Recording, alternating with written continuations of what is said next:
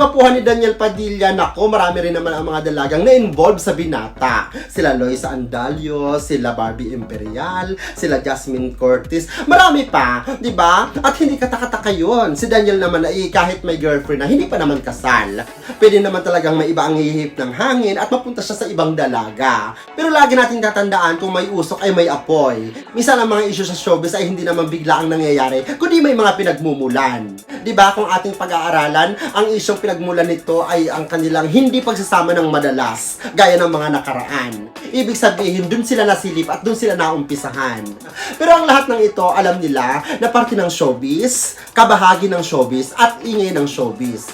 Dahil buhay nila ang showbiz. Alam nila kung ano ang tama at mali, kung ano ang gusto nila at hindi, at karapatan nilang itago ang mga pribado sa kanilang buhay, at isang pribilehiyo para sa mga tagahanga ang isiwalat nila ang kanilang personal na buhay. Di ba?